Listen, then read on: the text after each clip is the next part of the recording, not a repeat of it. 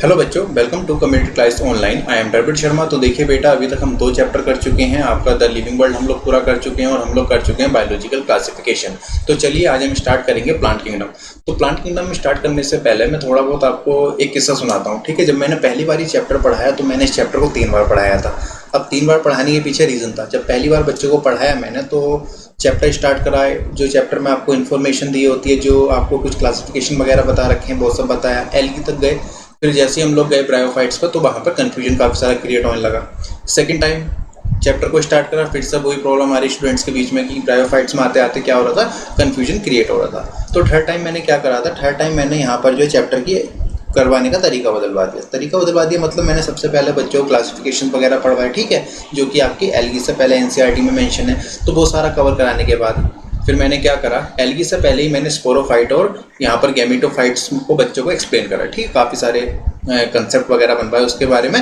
फिर हमने एल्गी उससे स्टार्ट करा। फिर हमने जब चैप्टर स्टार्ट करा तो हमने देखा कि अब बच्चों को चीज़ें समझ आई थी। रीज़न क्या था कि उस चैप्टर में कि हम लोग सीधा जंप करते हैं, ठीक है, पढ़ते जाते हैं एल्गी, ब्रायोफाइट, ये सारी चीज़ों को पढ़ते जाते हैं, लेकिन हमें गैमेटोफाइट और स्पोरोफाइट की समझ सही से नहीं होती। तो यही कारण होता है कि ज़्यादातर बच्चों को प्लांट किंगडम से डर लगता है। तो प्लांट किंगडम को यहाँ पर मैं अपने तरीके से पढ़ाऊँगा, अपने स्टाइल में पढ़ाऊँगा, और आप लोग वीडियो को देखिए और बताइए क्या आपको ये अच्छा लगा। अगर अच्छा लगा हो तो कमेंट सेक्शन आप ही के लिए है, बताइए। और चीज़ अगर नहीं समझ में आ रही तो भी कमेंट सेक्शन आपका ही है, जाओ वहाँ पर अपने डाउट्स को बताओ, जो भी प्रॉब्लम है वहाँ शेयर किया करो।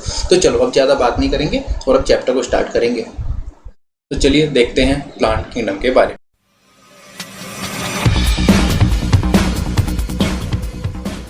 ओके, प्लांट किंगडम में सबसे पहले आपको हेडिंग बनानी है यहाँ पर साइलेंट फीचर ऑफ प्लांट। देखिए साइलेंट फीचर्स ऑफ प्लांट्स की अगर हम बात करेंगे तो सारे पॉइंट्स आपको आते हैं, बस मेरे को यहाँ पर एक बार जल्दी जल्दी बता देना है आपको, ठीक है। तो मैं आपसे कह रहा हूँ किसके बारे में, मैं यहाँ पर आपसे बात कर रहा हूँ प्लांट्स के बारे में। तो आप ये बताइएगा कि अगर बात करते हैं प्लांट किंगडम के तो इसमें कौन आएंगे आपके, तो इसमें आएंगे आपके यूकैरियोट्स।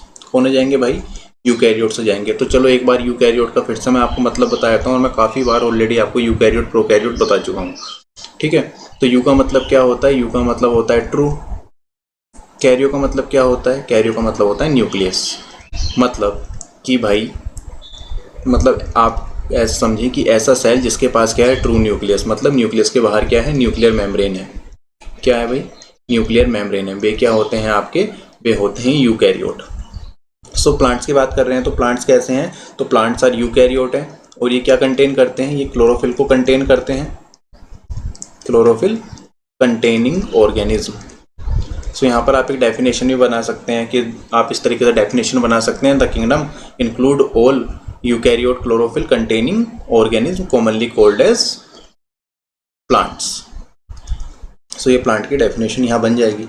नंबर 2 अगर हम बात करते हैं तो आप क्या देखोगे कि अगर बात करते हैं तो यहाँ पर आपको क्या देखने मिलेगा, प्लांट किंगडम जो होते हैं इनका मोड ऑफ न्यूट्रिशन क्या होता है, ये मेजोरिटी क्या होते हैं आपके ऑटोट्रोप्स। कैसे होते हैं आपके, ऑटोट्रोप्स होते हैं, मतलब फूड को खुद प्रिपेयर करेंगे, ठीक है। सो मैं लिख सकता हूँ ऑटोट्रोपिक मोड ऑफ न्यूट्रिशन आपको यहाँ पर देखने मिलेगा, मोड ऑफ न्यूट्रिशन आपको देखने के लिए मिल जाएगा। लेकिन कुछ मेंबर ऐसे भी हैं, ठीक है, जो कि कैसे होते हैं, हेटरोट्रोपिक, ठीक है। तो मैं लिख सकता हूँ few member are heterotrophic, are heterotrophic. For example आप यहाँ पे दे सकते हैं जैसे वीनस फ्लाई ट्रैप। और मैं जब कह रहा हूँ आपसे वीनस फ्लाई ट्रैप, तो ये किसका एग्जाम्पल है, ये कैसा प्लांट होता है, ये होता है आपका इंसेक्टिवोरस प्लांट। कैसा होता है भाई, ये होता है आपका इंसेक्टिवोरस प्लांट। साथ साथ नोट्स बनाना तो ये चैप्टर समझ पाओगे। सो ये कैसे हैं आपके इंसेक्टिवोरस प्लांट है। चलो तीसरा पॉइंट यहाँ पर आप बना लो कि अगर हम बात करते हैं प्लांट की, ठीक है, तो प्लांट सेल में आपको क्या देखने के लिए मिलेगा। सो मैं लिख सकता हूँ let plant cell contain, the plant cell contain, क्या क्या देखने के लिए मिलेगा, क्लोरोप्लास्ट भी आपको क्लोरोप्लास्ट देखने के लिए मिलेगा, और आपको यहाँ पर सेल वॉल भी देखने के लिए मिलेगी। और जो सेल वॉल होती है किसकी बनी होती है, सेल्यूलोज की बनी होती है। किसकी बनी होती है भाई, सेल्यूलोज की बनी होती है। इसके अलावा अगर हम बात करते हैं इनकी लाइफ साइकिल की, तो लाइफ साइकिल को मैं अभी आगे आपसे डिस्कस करूँगा, ठीक है। तो आप क्या देखोगे, इनकी लाइफ साइकिल में आपको 2 डिस्टिंक्ट फेज देखने के लिए मिलते हैं। तो अभी आप ये समझ लो, इसको मैं एक कंसेप्ट में आपको पूरा क्लियर कर दूंगा, ठीक है। तो अभी एक पॉइंट बना लो, that life cycle of plant has two distinct phases, has two distinct phases. और ये डिस्टिंक्ट फेस कौन कौन से हैं आपके, तो इसमें बना लेंगे। पहला हो जाएगा आपका डिप्लॉइड, या फिर आप कह सकते हो diplontic, sporophytic phase, sporophytic phase. और दूसरा हो जाएगा यहाँ पर आपका haploid gametic phase, haploid gametophytic phase. So ये दो फेस आपको यहाँ पर ध्यान रखने हैं। सो ये सारे पॉइंट्स आपके बेसिक पॉइंट हैं, तो आप इन्हें ध्यान रखना। अब देखो इसके बाद हम बात करेंगे किसके बारे में, सिस्टम ऑफ क्लासिफिकेशन के बारे में यहाँ पर हम बात करेंगे। Of classification, the system of classification. So the system of classification में देखिए हम क्या देखेंगे, हम लोग अलग अलग सिस्टम देखेंगे क्लासिफिकेशन के, जिसमें कि आपको साइंटिस्ट के नेम वगैरह याद रखने और आपको कुछ कुछ पॉइंट्स यहाँ पर याद रखने पड़ेंगे। तो देखो अगर बात करते हैं सबसे पहले, तो आपको पता ही है कि अर्लीस्ट क्लासिफिकेशन, ठीक है, अर्लीस्ट सिस्टम ऑफ क्लासिफिकेशन या अर्लीस्ट क्लासिफिकेशन किसने दिया था, तो आपका आंसर रहेगा, ये मैंने आपको बायोलॉजिकल क्लासिफिकेशन में पढ़ा है तो आपको पता होना चाहिए, ठीक है। क्या रहेगा यहाँ पर आंसर आपका, एरिस्टोटल, एरिस्टोटल। सो अगर बात करते हैं एरिस्टोटल ने क्या करा था, पहली बार इन्होंने प्लांट्स को डिवाइड करा था किसमें, 3 कैटेगरी में, हर्ब, श्रब और ट्रीज में इन्होंने डिवाइड करा था, ठीक है। किस किस में करा था, हर्ब्स में करा था, श्रब्स में करा था और आपका ट्री में प्लांट को डिवाइड करा था। फिर इसके बाद आपका जो है, इसके बाद देखिए कौन सा क्लासिफिकेशन आया, फिर इसके बाद आया आपका artificial system of classification, artificial system of classification. So artificial system of classification में ध्यान रखेंगे कि आर्टिफिशियल सिस्टम ऑफ क्लासिफिकेशन किसने दिया था, तो ये है आपका दिया था कार्लस लिनस ने। किसने दिया था भाई, कार्लस लिनस ने आपका ये क्लासिफिकेशन दिया था। और ये क्लासिफिकेशन आपका किस पे बेस्ड था, तो ये चीज़ ध्यान रखेंगे, ये आपका बेस्ड था, तो मैं कह सकता हूँ बेस्ड ऑन सुपरफिशियल कैरेक्टर। किस पे बेस्ड था भाई, सुपरफिशियल कैरेक्टर पे बेस्ड था। सुपरफिशियल कैरेक्टर का मतलब आप ये भी समझ सकते हैं कि मॉर्फोलॉजिकल कैरेक्टर पे क्या था, बेस्ड था, ठीक है। मॉर्फोलॉजिकल कैरेक्टर पे क्या था, ये आपका बेस्ड था, मतलब मॉर्फोलॉजी के कैरेक्टर के बेस पर क्या करा गया था, क्लासिफिकेशन करा गया था।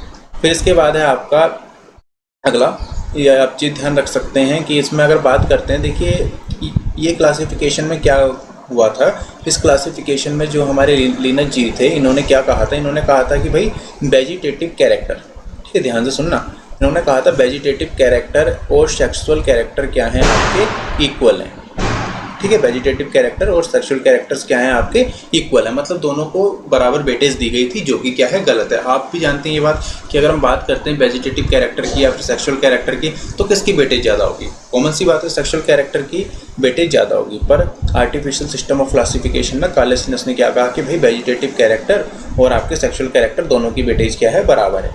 फिर इसके बाद आपका अगला क्लासिफिकेशन सिस्टम आया, जो कि था आपका नेचुरल सिस्टम ऑफ क्लासिफिकेशन। क्या था आपका, natural system of classification. So natural system of classification की सबसे पहले बात करते हैं, तो ये किसने दिया था, ये है आपका दिया था जॉर्ज बेंथम एंड हुकर ने, ठीक, किसने दिया था, George Bentham and J.D. Hooker, ठीक है, पूरा नाम क्या होगा, J.D. हुकर होगा। और यहाँ पे थोड़ा सा इसको इंपॉर्टेंट मार्क कर लीजिए, क्योंकि ये काफ़ी बार पूछा गया है, ठीक है, नेचुरल वाला काफ़ी बार पूछ लिया जाता है, तो ये ध्यान रखना है आप लोगों को।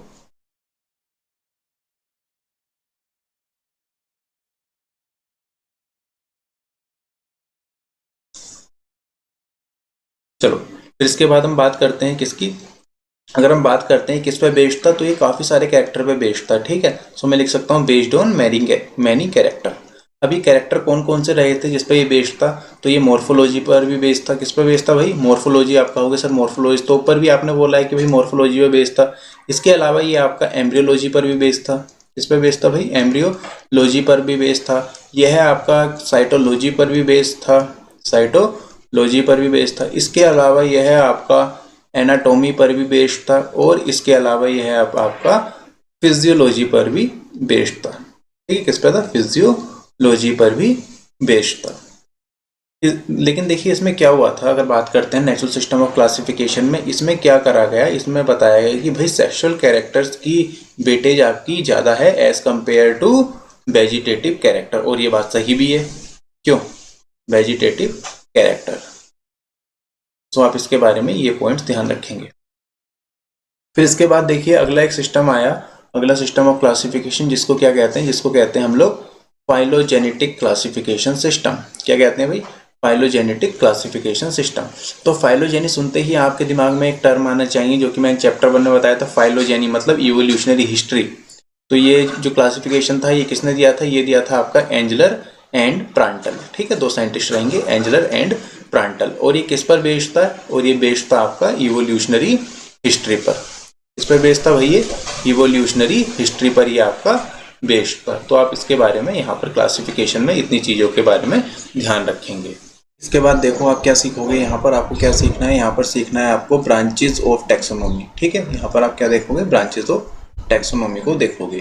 तो अब मैं तुमसे कह रहा हूँ टैक्सोनॉमी, और टैक्सोनॉमी मैं तुम्हें पहले पढ़ा चुका हूँ। टैक्सोनॉमी का मतलब क्या होता है? तो आप बता दोगे कि सर आपने बोला था टैक्सोनॉमी का मतलब होता है कि यहाँ पर हम लोग क्या करते हैं, प्रिंसिपल एंड प्रोसीजर को देखते हैं। ठीक है, तो यहाँ पर क्या होता है, principle and procedure of classification, या मैं कह सकता हूँ the study of principle and procedure of classification of organism is known as taxonomy. ठीक है, तो तुम्हें टैक्सोनॉमी का मतलब पता है। तो पहला ब्रांच तुम्हें यहाँ कौन सा पढ़ना है? सबसे पहला ब्रांच तुम यहाँ पढ़ोगे मोर्फो टैक्सोनॉमी। कौन सा है भाई? मोर्फो टैक्सोनॉमी। तो तुम्हें टैक्सोनॉमी का मतलब पता है। ठीक है, तो अगर टैक्सोनॉमी का मतलब पता है तो तुम्हें दिक्कत होगी नहीं। मोर्फो शब्द जो ये किसके लिए आया है? मोर्फोलॉजी के लिए आया है। किसके लिए आया है भाई? मोर्फोलॉजी के लिए आया है। और मैं कह रहा हूँ मोर्फोलॉजी, मोर्फोलॉजी का मतलब क्या होगा? On the basis of external character. ठीक है, एक्सटर्नल कैरेक्टर या एक्सटर्नल फीचर के बेस पर जो यहाँ पर टैक्सोनॉमी होगी उसको तुम क्या कह दोगे? मोर्फो टैक्सोनॉमी कह दोगे। तो देखो इस तरीके से अपने नोट्स बनाओ। ठीक है, ताकि तुम्हें क्या हो, फटाफट चीज़ें समझ में आए। दूसरा क्या रहेगा यहाँ पर आपका? Cytotaxonomy. क्या रहेगा भाई? Cyto taxonomy. टैक्सोनॉमी का तुम्हें मतलब पता है, तुम्हें किसका मतलब पता होना चाहिए? यहाँ पर साइटो का मतलब पता होना चाहिए। तो ये साइटो जो है यहाँ पर किस चीज़ को इंडिकेट कर रहा है? यह है आपका इंडिकेट कर रहा है साइटोलॉजिकल इन्फॉर्मेशन के। ठीक है, किसका इंडिकेट कर रहा है? Cytological information. साइटोलॉजिकल इन्फॉर्मेशन या साइटोलॉजी का मतलब क्या होता है? साइटोलॉजी का मतलब होता है आपका स्टडी ऑफ अ सेल। तो साइटोलॉजिकल इन्फॉर्मेशन किस पर बेस्ड होगी? आपका जैसे क्रोमोसोम के स्ट्रक्चर वगैरह पर क्या होगी? ये बेस्ड होगी। और टैक्सोनॉमी का मतलब तुम लोग जानते ही हो, तो बार बार एक ही चीज को बोलना क्या है, कोई फायदे वाली बात है नहीं। चलो थर्ड पॉइंट अगर बात करते हैं, तीसरी कौन सी तुम्हें ध्यान रखनी है? तीसरी तुम्हें ध्यान रखनी है chemotaxonomy. Chemotaxonomy. So मैंने कहा आपसे कीमो, तो ये कीमो शब्द कहाँ से आ रहा है? यह आ रहा है आपका किससे? केमिकल से। तो यहाँ पर आप जो है जो टैक्सोनॉमी करोगे वो किस पर करोगे? ऑन द बेसिस, आप कह सकते हो that on the basis of chemical constituent. On the basis of chemical constituent. तो ये हो जाएगी आपकी कीमो टैक्सोनॉमी। फिर इसके बाद आपको फोर्थ पर क्या पढ़ना है? यहाँ पर आपको अगली पढ़नी है फेनेटिक्स और numerical taxonomy. Numerical taxonomy. So phenetics या फिर न्यूमेरिकल टैक्सोनॉमी में ये ध्यान रखोगे ये किस पर बेस्ड है? तो इस पर लिख दोगे on the basis of number codes. ठीक है, और यहाँ पर आप क्या देखोगे कंप्यूटर वगैरह का भी यूज़ होता है। किसका यूज़ होता है भाई? कंप्यूटर वगैरह का भी क्या होगा? यूज़ होगा। इसको चलो मैं सिंपल भाषा में बताता हूँ। देखो न्यूमेरिकल टैक्सोनॉमी क्या फेनेटोमी या आपका फेनेटिक टैक्सोनॉमी में क्या होता है? कंप्यूटर वगैरह का यूज़ होता है। तो इसमें क्या करते हैं कि भाई हर एक कैरेक्टर को एक एक नंबर या फिर एक एक कोड असाइन कर दिया है। फिर बाद में क्या करते हैं, आज जैसा कई सारे प्लांट्स हैं, ठीक है, अब हर कैरेक्टर को कोई ना कोई नंबर या कोड असाइन करा हुआ है, तो उसके बेस पर आप क्या करते हो? यहाँ पर टैक्सोनॉमी कर देते हो। ठीक है, तो ये सारी छोटी छोटी बातें हैं जो आप लोग क्या करोगे? ध्यान रखोगे। अब आते हैं यहाँ पर इस चैप्टर में सबसे इंपॉर्टेंट पार्ट की तरफ, और यहाँ पर मैं अब आपको दूंगा बेसिक कंसेप्ट। ठीक है, बे कंसेप्ट जहाँ से आप पूरे चैप्टर को रिलेट करोगे। तो चलो तैयार हो जाओ नोट्स बनाने के लिए। उस चीज़ पे जाने से पहले थोड़ी सी चीज़ और ध्यान रखना। ठीक है, सो नेक्स्ट पॉइंट आप क्या बनाओगे कि जो आपका किंगडम प्लांट है, ठीक है, प्लांट किंगडम जो है या फिर मैं कह सकता हूँ किंगडम प्लांटी, इसको आपने क्या करा है? दो पार्ट में डिवाइड करना है। ठीक है, एक पार्ट हो जाएगा आपका क्रिप्टोगेमिया पार्ट। ठीक है, ये क्या होगा इसके? ये अगर प्लांट क्या है किंगडम में, तो ये क्या है? इसके सब किंगडम है। ठीक है, क्रिप्टोगेमिया। और आपका क्या होगा? फेनेरोगेमिया। तो ये क्या है? ये दोनों सब किंगडम है। तो ध्यान रखेंगे कि जो भी आपके क्या है सीडलेस प्लांट हैं। ठीक है, कैसे प्लांट है भाई? सीडलेस प्लांट हैं। वे किस में आते हैं आपके? वे आते हैं क्रिप्टोगैमिया में। और जो भी आपके क्या हैं सीडेड प्लांट हैं, वे किस में आते हैं आपके? वे आते हैं आपके फेनेरोगैम्स में। इसका मतलब है कि भाई आप क्या पढ़ोगे आगे? आप लोग यहाँ पर पढ़ोगे किसके बारे में? थैलोफाइटा के बारे में। जैसा आपका एल्गी, ठीक है, एल्गी किस में आएगा? ये आपका आएगा क्रिप्टोगैमिया में। ब्रायोफाइट किस में आएगा? ब्रायोफाइट आएगा आपका क्रिप्टोगैमिया में। और आपका टाइडोफाइट किस में आएगा? ये भी आएगा आपका क्रिप्टोगैमिया में। फेनेरोगैम्स की बात करते हैं तो आप पढ़ोगे जिम्नोस्पर्म के बारे में और आप पढ़ोगे यहाँ पर एंजियोस्पर्म के बारे में। सो ओवरऑल अगर मैं आपसे कहूँ कि चैप्टर में हमें क्या क्या पढ़ना है, अगर एकदम सीक्वेंस में चलें तो सबसे पहला तुम लोग यहाँ पर पढ़ोगे एल्गी के बारे में। एल्गी के बाद आप लोग पढ़ोगे ब्रायोफाइट के बारे में। ब्रायोफाइट के बाद आप लोग पढ़ोगे टेरिडोफाइट के बारे में। टेरिडोफाइट के बारे में। टेरिडोफाइट के बाद आप लोगों को पढ़ना है जिम्नोस्पर्म के बारे में। और जिम्नोस्पर्म के बाद तुम लोग पढ़ोगे एंजियोस्पर्म के बारे में। इसके बारे में एंजियोस्पर्म के बारे में। अब देखो एक चीज़ कहूँगा इस चैप्टर को पढ़ाते समय, इस चैप्टर को तुम ये मत समझो कि प्लांट किंगडम पढ़ रहे हो, तुम इस चैप्टर को ये समझो कि तुम भाई एक तरह का प्लांट इवोल्यूशन पढ़ रहे हो। क्या पढ़ रहे हो भाई? एक तरह का प्लांट इवोल्यूशन पढ़ रहे हो। ठीक है, सो एल्गी से हम लोग देखेंगे कि भाई एल्गी में कैसे कैसे कैसे यहाँ पे क्या होते गए, धीरे धीरे धीरे क्या होते गए, चेंजेस होते गए और हम लोग कैसे एंजियोस्पर्म में पहुंचे हैं। ठीक है, सो एक तरह का आप इवोल्यूशन ही पढ़ रहे हो। ठीक है, प्लांट किंगडम को आप ऐसे सोच के चलो। तो चलो अब हम आते हैं यहाँ पर इनके बेसिक कंसेप्ट की तरफ, जो बेसिक कंसेप्ट मुझे आज के लेक्चर में बताने हैं और कल से एल्गी को हम लोग क्या कर देंगे शुरू। हेडिंग बनाओ यहाँ पर सम बेसिक रफ कॉन्सेप्ट। ठीक है, इस तरीके से बना लेना जैसे ही मन करे आपका। Basic concept before chapter starting. Before chapter starting. So यहाँ पर तुम्हें बेसिक पॉइंट में दो चीज़ों को बड़े ध्यान से समझना है। तुम्हें यहाँ समझना है किसके बारे में? तुम्हें यहाँ समझना है गैमेटोफाइट के बारे में। तुम्हें यहाँ समझना है स्पोरोफाइट के बारे में। ठीक है, इन दोनों चीज़ों के बारे में सही से समझ लेना है, क्योंकि अगर इसको समझ डाला तो चैप्टर हो जाएगा तुम्हारे लिए काफ़ी ईजी। ठीक है, तो देखो अब मैं आपसे कह रहा हूँ गैमेटोफाइट। ठीक है, तो गैमेटोफाइट में सबसे पहली चीज़ हमेशा ये ध्यान रखो। ठीक है, गैमेटोफाइट को ऐसे समझो कि भाई क्या है gametophyte? Gametophyte is the plant body या फिर प्लांट का स्ट्रक्चर जो किससे बना है? जो बना है आपका हैप्लॉइड सेल से। ठीक है, प्लांट बॉडी या plant structure made up of haploid cell. Made up of haploid cell. और दूसरी चीज़ का ध्यान रखो इसमें गैमेटोफाइट में कि गैमेटोफाइट क्या है? गैमेटोफाइट आपका ऐसा फेस है जहाँ पर क्या होगा? आपका गैमेट प्रोड्यूस होंगे। क्या प्रोड्यूस होंगे भाई? गैमेट आपके प्रोड्यूस होंगे। ठीक है, ये चीज़ ध्यान रखनी है। ऐसे ही अब मैं स्पोरोफाइट को कंपेयर करूंगा। देखना स्पोरोफाइट में क्या कहूँगा मैं कि भाई स्पोरोफाइट क्या है? स्पोरोफाइट आप कह सकते हो प्लांट स्ट्रक्चर या फिर प्लांट बॉडी। प्लांट स्ट्रक्चर या फिर प्लांट बॉडी जो किसकी बनी होगी? जो कि बनी होगी आपकी डिप्लॉइड सेल की। Made up of diploid cell.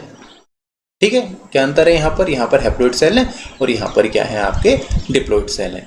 तो देखो गैमेटोफाइट में तुमने क्या देखा कि यहाँ पर क्या हो रहे हैं? गैमेट प्रोड्यूस हो रहे हैं। तो यहाँ पर क्या प्रोड्यूस हो रहे होंगे? यहाँ पर स्पोरोफाइट में स्पोर का फॉर्मेशन हो रहा होगा। किसका फॉर्मेशन हो रहा होगा भाई? स्पोर का फॉर्मेशन हो रहा होगा। अब यहाँ पे समझो बड़े ध्यान से। अब देखो क्या समझना है तुम्हें समझना है कि भाई क्या है? तुम्हारे पास कोई प्लांट का ऐसा स्ट्रक्चर है जो किससे बना है? आपका हैप्लॉइड सेल से बना है। ठीक है, और ये क्या है? आपका गैमेटोफाइट है। ठीक है, गैमेटोफाइट है। अब गैमेटोफाइट कैसा है? आपका हैप्लॉइड है। तो यहाँ पर क्या होता है? यहाँ पर होता है आपका माइटोसिस। क्या होगा भाई? माइटोसिस होगा। और माइटोसिस को समझने से पहले माइटोसिस के बारे में जानो भाई। माइटोसिस होता क्या है? मान लो ये तुम्हारे पास क्या है? एक पेरेंट सेल है। क्या है? पेरेंट सेल है। तो माइटोसिस क्या होगा? माइटोसिस क्या करेगा? ये आपका डिवाइड करके क्या बनाएगा? 2 डॉटर सेल बनाएगा। कितने सेल बना लेगा भाई? ये बना लेगा तुम्हारे 2 डॉटर सेल। और प्लॉइडी का रहेगी यहाँ पर सेम रहेगी। मतलब अगर हैप्लॉइड पेरेंट सेल है तो जो आने वाली जनरेशन है वो भी क्या रहेगी? या जो आने वाले डॉटर सेल है वे भी क्या रहेंगे? हैप्लॉइड रहेंगे। तो मैं तुमसे कहना चाह रहा हूँ कि भाई जब भी तुम माइटोसिस पढ़ो, क्या कह रहा हूँ? जब भी तुम माइटोसिस पढ़ो तो तुम ये समझो कि यहाँ पर क्या होता है? प्लॉइडी सेम रहती है। क्या सेम रहती है भाई? प्लॉइडी यहाँ पर सेम रहती है।